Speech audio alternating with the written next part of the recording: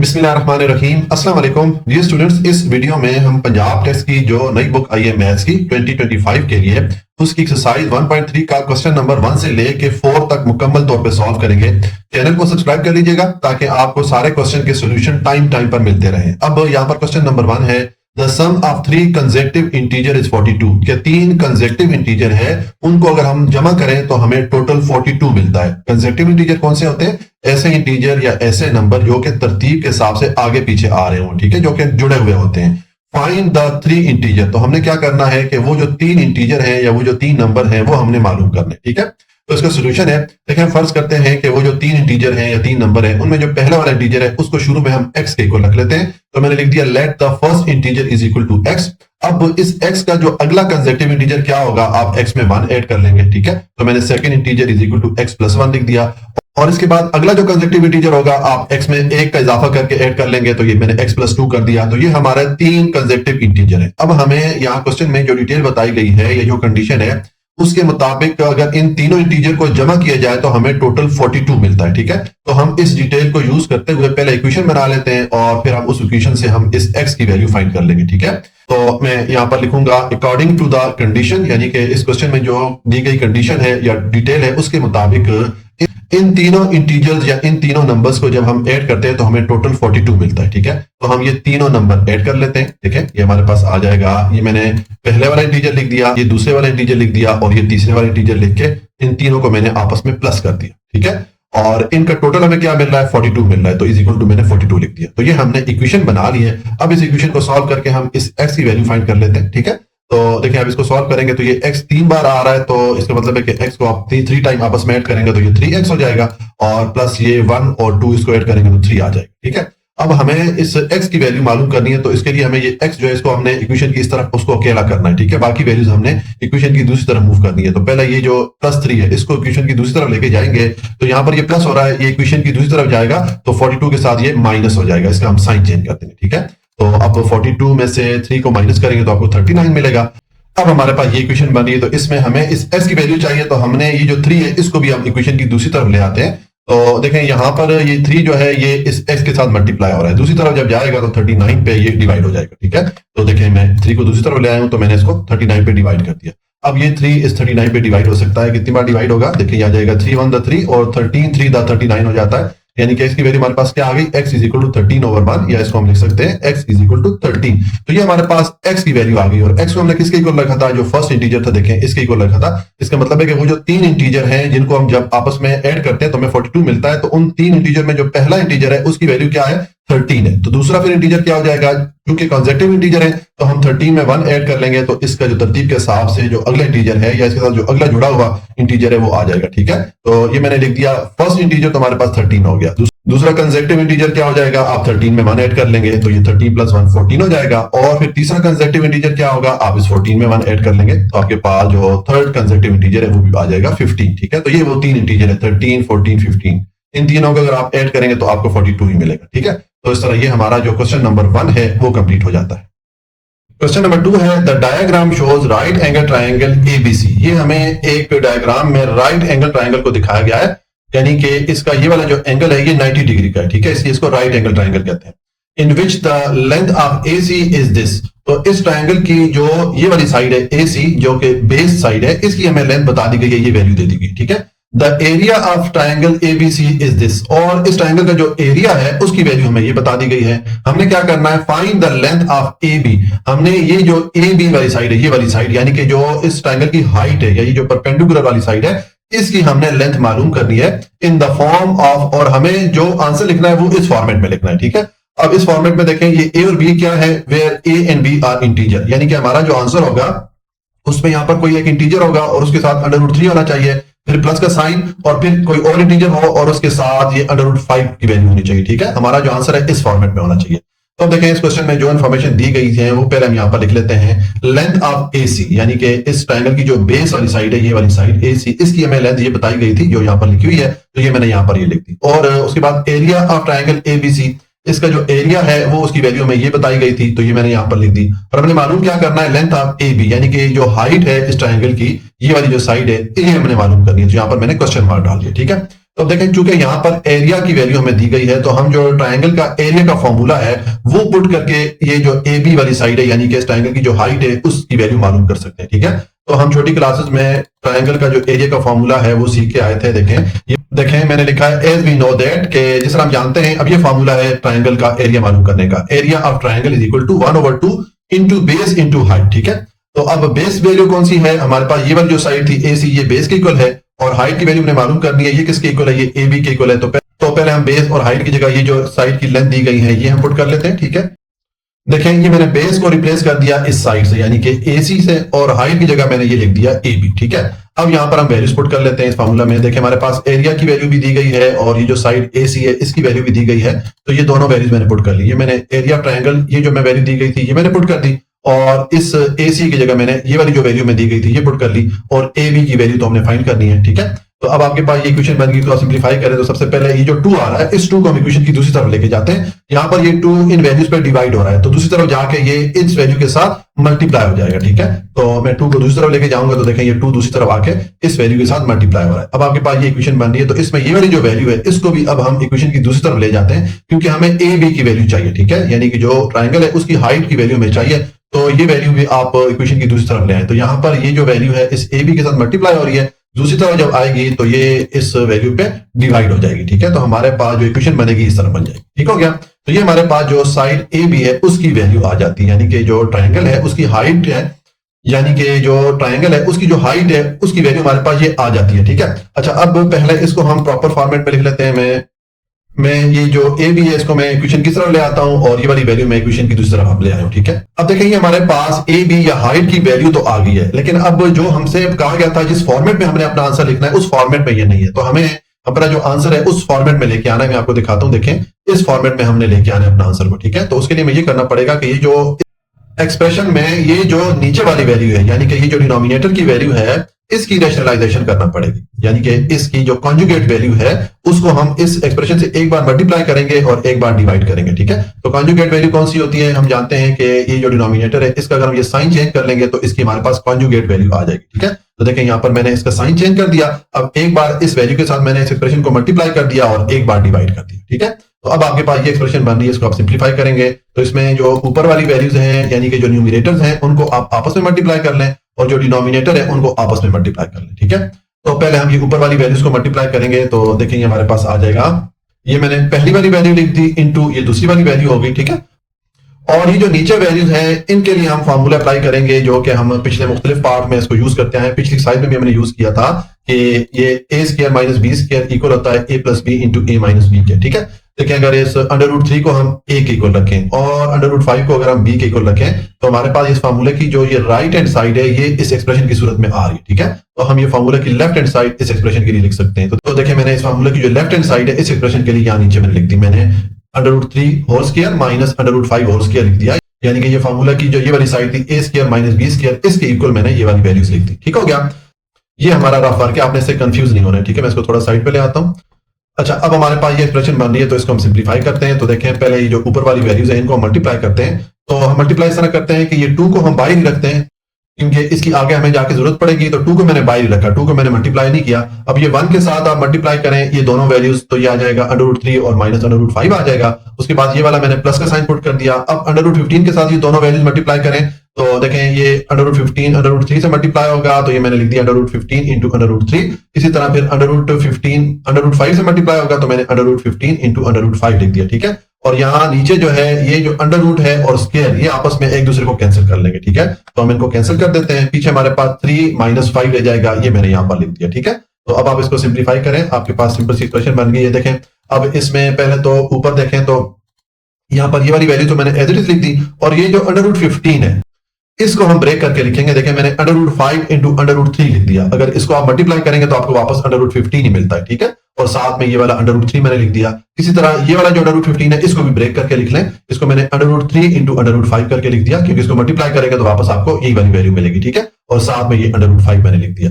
और नीचे जो है 5 में से 3 को माइनस करें तो 2 आएगा, लेकिन साइन किसका आएगा, बड़ी वैल्यू का। 5 चूंकि 3 से बड़ा था और इसके साथ माइनस का साइन था, इसलिए यहाँ पर मैंने माइनस का साइन पुट कर दिया। ठीक है, अब आपके पास ये एक्सप्रेशन बन रही है तो इसको आप सिंप्लीफाई करेंगे तो देखें हमारे पास जो नई एक्सप्रेशन बनेगी वो इस तरह बन जाएगी। देखें ये -2 इस 2 पे डिवाइड होगा तो इसको -1 कर देगा। ठीक हो गया, और ब्रैकेट के अंदर ये वाली वैल्यू तो मैंने एज इट इज लिख दी। और यहां पर देखें ये √3 और √3 दो बार आ रहा है, तो ये अगर आपस में मल्टीप्लाई होगा तो √3 का स्क्वायर आ जाएगा। तो जो स्क्वायर की वैल्यू है और ये √रूट की वैल्यू ये एक दूसरे को कैंसिल कर देंगे तो पीछे आपके पास 3 रह जाएगा। ठीक है, तो ये मैंने 3 लिख दिया और इनटू ये √5 जो रह गया था इसको मैंने 7 लिख दिया। उसके बाद ये वाला मैंने माइनस का साइन पुट किया और यहां पर भी सेम ही काम करेंगे। ये जब आपस में मल्टीप्लाई होंगे तो ये 5 हो जाएगा और साथ में ये √3 मैंने लिख दिया। ठीक है, अब आपके पास ये एक्सप्रेशन बन रही है तो इसमें ये जो -1 आ रहा है इसको ब्रैकेट के अंदर वाली वैल्यूज के साथ आप मल्टीप्लाई कर दें। ठीक है, मल्टीप्लाई करेंगे तो देखें ये -1 √3 से मल्टीप्लाई होगा तो ये -√3 हो जाएगा। उसके बाद ये माइनस इस माइनस से मल्टीप्लाई होकर प्लस हो जाएगा, साथ में ये वैल्यू मैंने लिख दी। फिर ये माइनस इस प्लस को माइनस कर देगा, साथ में ये वाली वैल्यू मैंने लिख दी। और फिर ये वाला माइनस और ये माइनस मल्टीप्लाई होकर प्लस हो जाएंगे और साथ में मैंने ये वाली वैल्यू लिख दी। ठीक है, अब आपके पास ये सिंपल सी वैल्यूज आ रही है, इनको आपस में आप सॉल्व कर लें तो देखें ये आपके पास आ जाएगा।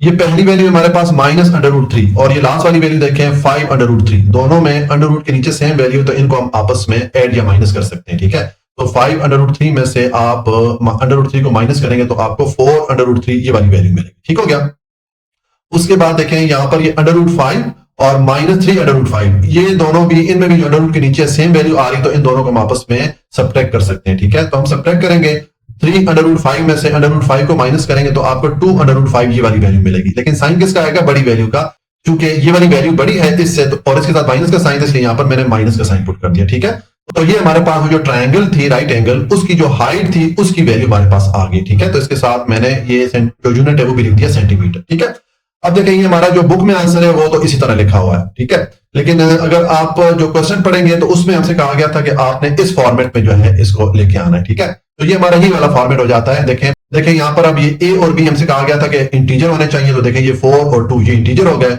और उसके बाद ये √3 भी आ रहा है और √5 भी आ रहा है, यानी कि हमने इस फॉर्मेट में लिख दिया। ठीक है, तो हमारा ये जो आंसर है ये बुक के साथ बिल्कुल एग्जैक्ट मैच हो रहा है।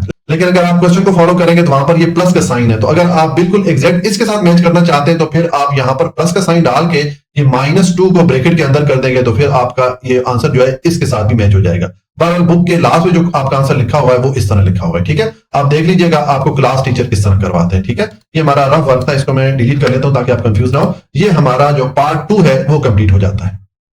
क्वेश्चन नंबर 3 है, अ रेक्टेंगल है side of length this and this, के एक रेक्टेंगल है जिसकी दो साइड की जो लेंथ है वो वैल्यूज हमें दे दी गई हैं। देखिए रेक्टेंगल कौन सी होती है मैं आपको यहाँ पर दिखाता हूँ। ये आपने डायग्राम को ड्रॉ नहीं करना, सिर्फ आपको मैं थोड़ा रिफ्रेश करवाना चाहता हूँ। देखिए रेक्टेंगल जो है वो इस शेप की होती है, इसकी जो दो ऑपोजिट साइड होती है वो लेंथ में इक्वल होती है, यानी कि ये वाली साइड और ये वाली साइड लेंथ में इक्वल होती है। इसी तरह ये वाली साइड और ये वाली जो साइड लेंथ में इक्वल होती है। तो ये वाली जो लंबी वाली साइड होती है ये लेंथ ऑफ रेक्टेंगल कहलाती है और ये वाली जो साइड होती है ये विड्थ या ब्रेड्थ ऑफ रेक्टेंगल कहलाती है। ठीक है, तो हमें ये जो दो वैल्यू दी गई है, हम फर्ज करते हैं कि ये वाली जो साइड है ये इस रेक्टेंगल की लेंथ हो गई है और ये वाली जो वैल्यू है ये इस रेक्टेंगल की आप समझे कि ब्रेड्थ या विड्थ हो गई है। ठीक है, express the area of rectangle in the form of a + b under root where a and b are integer. तो हमने इस रेक्टेंगल का एरिया मालूम करना है और जब हमारे पास एरिया की वैल्यू आ जाएगी तो उसको हमने इस फॉर्मेट में लिखना होगा। ठीक है, अब यहाँ पर ये a और b क्या है, ये दो इंटीजर है, यानी कि हमारा जो आंसर होना चाहिए उसमें यहाँ पर एक इंटीजर या कोई नंबर होना चाहिए, यहाँ पर भी कोई इंटीजर होना चाहिए और उसके साथ ये √2 लिखा हुआ आना चाहिए। ठीक है, हमने इस फॉर्मेट में अपना आंसर लिखना है। ठीक है, तो देखिए इसका सोल्यूशन है, जो इन्फॉर्मेशन इस क्वेश्चन में दी गई थी पहले हम लिख लेते हैं कि देखिए पहले मैंने लिखा लेंथ और ये वाली जो साइड है मैंने इसको लेंथ के इक्वल रख दिया कि ये उस रेक्टेंगल की जो लेंथ है ये हमारे पास वैल्यू है, ये मैंने लिख दी। ठीक है, और विड्थ या ब्रेड्थ ऑफ रेक्टेंगल जो है उसको मैंने इस साइड के इक्वल रख दिया, ये मैंने यहाँ पर वैल्यू लिख दी। ठीक है, अब हम इस रेक्टेंगल का एरिया मालूम करेंगे। तो हम छोटी क्लासेस में रेक्टेंगल की जो एरिया का फॉर्मूला है वो हम सीख के आए थे। देखें फॉर्मूला क्या है रेक्टेंगल की एरिया का, ये है एरिया ऑफ रेक्टेंगल इक्वल होता है लेंथ इनटू ब्रेड्थ के। ठीक है, यानी कि रेक्टेंगल की लंबाई और चौड़ाई को आपस में मल्टीप्लाई करें तो आपके पास रेक्टेंगल का जो एरिया है उसकी वैल्यू आ जाती है। ठीक है, तो अब हमारे पास ये लेंथ और विड्थ ये दोनों वैल्यूज हैं, ये यहाँ पर आप पुट कर लें। ठीक है, लेंथ की जगह आप जो लेंथ की वैल्यू है ये मैंने पुट कर ली, यानी कि ये वाली, और विड्थ की जगह मैंने ये वाली वैल्यू जो है इसको पुट कर दिया। ठीक है, अब ये दो वैल्यूज है जो कि आपस में मल्टीप्लाई हो रही हैं, तो हम इनको मल्टीप्लाई करेंगे। तो मल्टीप्लाई करने का तरीका ये होगा कि ये जो 2 है इसके साथ आप ये वाली जो वैल्यूज है दोनों इनको मल्टीप्लाई करें, फिर ये अंडर रूट 18 के साथ इन दोनों वैल्यूज को मल्टीप्लाई कर दें। ठीक है, तो देखिए हम इनको मल्टीप्लाई करेंगे तो हमारे पास जो एक्सप्रेशन बनेगी वो इस तरह बन जाएगी। ठीक है, अब देखिए कि मैंने ये वाला 2 लिखा और इसके साथ मैंने ये जो दोनों वैल्यूज हैं इनको मल्टीप्लाई कर दिया, फिर मैंने ये वाला प्लस का साइन पुट कर दिया और अब मैंने ये अंडर रूट 18 लिखा और इसके साथ मैंने इन दोनों वैल्यूज को फिर से मल्टीप्लाई कर। ठीक है, तो अब आप इनको मल्टीप्लाई कर दें तो देखिए जब आप मल्टीप्लाई करेंगे तो आपके पास जो वैल्यूज बनेगी उस तरह बन जाएगी। देखें ये 2 5 से मल्टीप्लाई होगा तो 10 हो जाएगा, उसके बाद 2 को इस 4 ओवर अंडर रूट 2 इसके साथ मल्टीप्लाई करेंगे तो मैंने 2 इंटू 4 अंडर रूट 2 लिख दिया, मैंने इसको मल्टीप्लाई नहीं किया, मैंने 2 को यहाँ पर सेपरेट लिख दिया। ये अभी आपको बताता हूं कि मैंने क्यों इस तरह किया। और उसके बाद ये वाला प्लस का साइन पुट करें, अब अंडर रूट 18 को 5 से मल्टीप्लाई करें तो ये 5 अंडर रूट 18 आ जाएगा, फिर ये माइनस का साइन आ जाएगा और अब ये अंडर रूट 18 को आप 4 ओवर अंडर रूट 2 के साथ मल्टीप्लाई करें तो देखें ये 4 और अंडर रूट 18 ये मल्टीप्लाई होंगे तो ये 4 अंडर रूट 18 आ जाएगा डिवाइडेड बाय ये वाली वैल्यू मैंने लिख दी। ठीक है, अब आपके पास ये एक्सप्रेशन बन रही है तो इसको आप सिंप्लीफाई करें तो देखें हमारे पास जो नई एक्सप्रेशन बनेगी वो इस तरह बनेगी। देखें ये तो मैंने 10 लिखा, उसके बाद ये जो 2 है इसको मैंने under root 2 into under root 2 करके लिख दिया, क्योंकि अगर आप इन दोनों को मल्टीप्लाई करेंगे तो वापस आपको 2 ही मिलेगा। ठीक हो गया, और इंटू ये वाली वैल्यू मैंने लिख दी। उसके बाद ये मैंने लिखा 5 और अंडर रूट 18 को मैंने ब्रेक करके इस तरह लिख दिया। देखें ये 3 रेज़ टू पावर 2 है, यानी कि 3 का अगर आप स्क्वायर लेंगे तो 9 हो जाएगा और 9 को 2 से मल्टीप्लाई करेंगे तो 18 हो जाएगा, यानी कि ये वैल्यूज इस तरह लिखना या इस तरह लिखना एक ही बात है। ठीक है, मैंने 18 को ब्रेक करके इस तरह लिख दिया और फिर मैंने ये माइनस का साइन पुट कर दिया और यहां पर भी मैंने ये जो 18 है इसको भी मैंने इस तरह ब्रेक करके लिख दिया। ठीक है, और डिवाइडेड बाय ये वाली वैल्यू लिख दी मैंने। अब आपके पास ये एक्सप्रेशन बन रही है तो इसमें देखें ये जो अंडर रूट 2 है ये वाला और ये अंडर रूट 2 ये आपस में एक दूसरे को हम कैंसिल कर सकते हैं। ठीक है, तो हम इनको कैंसिल कर लेते हैं। यही वजह थी कि मैंने ये 2 को यहाँ पर मल्टीप्लाई नहीं किया था, क्योंकि मैंने इसको यहाँ पर आके कैंसिल करना था। ठीक है, तो इसको आपस में आप डिडक्ट कर लें या कैंसिल कर लें। ठीक हो गया, और अब पीछे हमारे पास जो वैल्यूज रह गई हैं वो हम यहाँ पर लिख लेते हैं। देखें हमारे पास क्या वैल्यूज आएगी, ये आ जाएगा 10 और यहां पर अब ये अंडर रूट 2 इंटू 4 तो ये 4 अंडर रूट 2 हो जाएगा। फिर ये मैंने प्लस 5 लिखा और अब यहां पर देखें ये अंडर रूट के नीचे 3 का जो स्क्वायर आ रहा है, ये स्क्वायर और अंडर रूट ये आपस में एक दूसरे को कैंसिल कर देंगे तो हम सिर्फ 3 लिख सकते हैं। ठीक है, तो ये मैंने 3 लिख दिया और पीछे ये अंडर रूट 2 रह जाएगा, इसको मैंने लिख दिया। ठीक हो गया, यानी कि पहले मैंने देखें ये वाला 5 लिखा, फिर इंटू ये 3 का स्क्वायर और अंडर रूट आपस में कैंसिल हो गया तो ये 3 लिख दिया और पीछे ये अंडर रूट 2 रह जाएगा, ये मैंने लिख दिया। ठीक है, और उसके बाद ये मैंने माइनस का साइन पुट किया और फिर मैंने ये 4 लिखा इंटू यहां पर भी ये 3 का जो स्क्वायर है ये स्क्वायर और अंडर रूट आपस में एक दूसरे को कैंसिल कर देंगे तो पीछे 3 रह जाएगा, तो मैंने 3 लिख दिया और अंडर रूट के नीचे अब हमारे पास ये 2 है तो मैंने अंडर रूट 2 लिख दिया। ठीक है, और डिवाइडेड बाय ये अंडर रूट 2 मैंने लिख दिया। तो अब देखें ये अंडर रूट 2 और ये अंडर रूट 2 ये आपस में एक दूसरे को डिडक्ट कर सकते हैं, तो हम एक दूसरे को डिडक्ट कर लेते हैं। पीछे हमारे पास जो वैल्यूज रह गई हैं ये हम यहाँ नीचे लिख लेते हैं। हमारे पास जो वैल्यूज आएगी वो इस तरह आ जाएंगी। देखें ये मैंने पहली जो 2 वैल्यू थी उनको मैंने एज इट इज लिख दिया, उसके बाद ये 5 3 से मल्टीप्लाई होगा तो 15 और साथ में अंडर रूट 2 आ गया और फिर ये मैंने माइनस का साइन पुट किया और 4 को 3 से मल्टीप्लाई करेंगे तो 12 आ जाएगा। ठीक है, अब आपके पास ये सिंपल सी एक्सप्रेशन बन रही है, इसको आप सिंप्लीफाई करते हैं तो देखें पहले आपके पास ये 10 माइनस 12 में से 10 को माइनस करें तो आपको आंसर मिलेगा 2, लेकिन साइन किसका आएगा, बड़ी वैल्यू का। 12 चूंकि 10 से बड़ा था इसके साथ माइनस का साइन था, इसलिए यहाँ पर मैंने माइनस पुट कर दिया। ठीक है, और यहाँ पर ये 15 अंडर रूट 2 और 4 अंडर रूट 2 दोनों टर्म में जो अंडर रूट के नीचे वाली वैल्यू है सेम है, तो हम इनको आपस में ऐड या सब्ट्रैक्ट कर सकते हैं। तो हम इनको सब्ट्रैक्ट करेंगे, 15 अंडर रूट 2 में से 4 अंडर रूट 2 को माइनस करें तो पीछे आपके पास 11 अंडर रूट 2 ये वाली वैल्यू आ जाती है। ठीक है, अब ये चूंकि हमने एरिया मालूम किया रेक्टेंगल का तो इसके साथ मैंने यूनिट लिख दिया मीटर स्क्वायर। ठीक हो गया, ये हमारे पास वो जो रेक्टेंगल है उसका एरिया हमारे पास आ जाता है। ठीक है, और हमसे जो क्वेश्चन में कहा गया था कि हमने अपना आंसर जो है इस फॉर्मेट में, देखें ये वाला फॉर्मेट हमसे कहा गया था कि इस फॉर्मेट में लिखना है। अब देखें इसमें हमें ये बताया गया था कि ये a और b ये इंटीजर होंगे और इनके साथ ही अंडर रूट 2 की वैल्यू होनी चाहिए। तो देखें अब a की जगह यहाँ पर -2 आ रहा है जो कि एक इंटीजर है, इसी तरह b की जगह ये 11 आ रहा है जो कि इंटीजर है और इसी तरह ये अंडर रूट 2 की वैल्यू भी आ रही है। तो ये हमने जो रिक्वायर्ड फॉर्मेट था उस फॉर्मेट में अपना आंसर लिख दिया। ठीक है, हमने जो रेक्टेंगल है उसका एरिया जिस फॉर्मेट में हमें चाहिए था उस फॉर्मेट में लिख दिया। ये हमारा क्वेश्चन नंबर 3 कंप्लीट हो जाता है। क्वेश्चन नंबर 4 है find two numbers whose sum is 68 and difference is 22। हमें 2 नंबर मालूम करने हैं, उन 2 नंबर्स को अगर हम आपस में सम करें, उनको जमा करें तो हमें 68 मिलता है, और अगर उन 2 नंबर्स को आपस में हम माइनस करें या उनका हम डिफरेंस मालूम करें तो हमें 22 मिलता है। तो हमें वो 2 नंबर मालूम करने हैं। ठीक है, तो इसका सोल्यूशन है, हम फर्स्ट करते हैं कि वो जो 2 नंबर हमने मालूम करने हैं, ए को हम x के को रख लेते हैं और ए को हम y के को रख लेते हैं। तो मैंने लिख दिया let the 2 numbers are x and y। ठीक है, अब देखें ये इस क्वेश्चन में जो डिटेल बताई गई है उस डिटेल को यूज करते हुए हम यहाँ पर 2 इक्वेशन बना लेते हैं, फिर उन इक्वेशन से हम ये x और y की वैल्यू जो है वो मालूम कर लेंगे। ठीक है, तो देखिए अब इस क्वेश्चन में जो डिटेल बताई गई है उसके मुताबिक अगर हम वो जो दो नंबर है यानी कि x और y उनको आपस में ऐड करें तो हमें 68 मिलता है, ठीक है। तो एक हम ये इक्वेशन बना लेते हैं और फिर इन दोनों नंबर्स को अगर आपस में हम माइनस करें तो इनका जो डिफरेंस है वो 22 मिलता है। तो ये हम दो इक्वेशन बना लेते हैं। देखिए हमारी जो इक्वेशन बनेगी उस तरह बन जाएगी। मैंने लिख दिया अकॉर्डिंग टू द कंडीशन, यानी कि इस क्वेश्चन में दी गई कंडीशन या डिटेल के मुताबिक जब हम उन दो नंबर्स को आपस में ऐड करते हैं, सम करते हैं तो हमें 68 मिलता है, और जब हम उन दो नंबर को आपस में माइनस करते हैं या इनका जो डिफरेंस है वो हमें 22 मिलता है, ठीक है। हमने ये दो इक्वेशन बना ली। हमने इस इक्वेशन को नंबर 1 कर दिया और इस इक्वेशन को मैंने नंबर 2 दे दिया, ठीक है। अब ये दो इक्वेशन हमने बना ली है तो ये इक्वेशन सॉल्व करके हम ये वेरिएबल x और y की वैल्यू मालूम कर सकते हैं, ठीक है।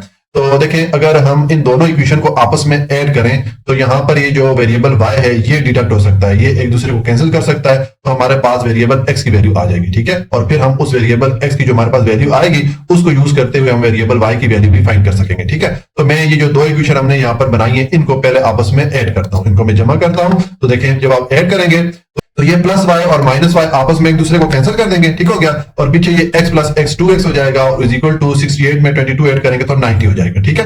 अब हमें x की वैल्यू चाहिए तो x को हमने इक्वेशन की इसी तरफ रखना है और 2 को हम इक्वेशन की दूसरी तरफ लेके जाएंगे। तो ये 2 यहाँ पर x से मल्टीप्लाई हो रहा है, दूसरी तरफ जाके 90 पे डिवाइड हो जाएगा, ठीक है। तो ये मैंने 90 डिवाइडेड बाय 2 लिख दिया। अब ये 2 इस 90 को कितनी बार डिवाइड करेगा, ये आ जाएगा 2 1 2 और 245 टाइम डिवाइड करता है 90 को, ठीक है। तो हमारे पास x की वैल्यू क्या आ गई, x is equal to 45 over 1, इसको हम लिख सकते हैं x इज इक्वल टू 45। तो ये हमने x की वैल्यू फाइंड कर ली है। अब ये x की वैल्यू ऊपर जो दो इक्वेशन है किसी भी इक्वेशन में अगर आप पुट करेंगे तो आपके पास y की वैल्यू आ जाएगी, ठीक है। तो मैं ये जो इक्वेशन नंबर 1 है इसी में x की वैल्यू पुट करता हूं। तो मैं यहां पर लिखूंगा कि put the value of x in equation 1, ठीक है। अब पहले आप इक्वेशन 1 को लिख लें और अब इस x की जगह ये जो हमने x की वैल्यू फाइंड की है इसको आप पुट कर लें। तो ये मैंने 45 लिख दिया इसकी जगह और प्लस ये वाला y आ गया। अब हमें इस y की वैल्यू चाहिए तो y को हम इक्वेशन की इसी साइड पर रखेंगे और 45 को दूसरी तरफ लेके जाएंगे तो 45 दूसरी तरफ जाके माइनस हो जाएगा, इसका साइन चेंज हो जाएगा, ठीक है। तो हमने देखें 68 माइनस 45 लिख दिया। अब 68 में से 45 को माइनस करेंगे तो आपको 23 मिलेगा। तो ये हमने जो दूसरा नंबर है उसकी वैल्यू फाइंड कर ली। हमारे पास x या पहले वाला जो नंबर था उसकी वैल्यू आ गई और ये हमारे पास जो दूसरा नंबर या y था उसकी वैल्यू भी आ गई। तो हम अपना आंसर लिखेंगे कि मैंने लिख दिया so the required number are 45 and 23। ये हमारा सॉल्यूशन आ जाता है क्वेश्चन नंबर 4 का। जी आज के लिए इतना ही। अगर आपको कोई भी पॉइंट समझ में नहीं आया हो तो आप कमेंट में पूछ सकते हैं। मैं इंशाल्लाह हर क्वेश्चन का आंसर करने की पूरी कोशिश करूंगा। वीडियो को लाइक सब्सक्राइब और शेयर कर लीजिएगा। अपना बहुत ख्याल रखिएगा। अल्लाह हाफिज।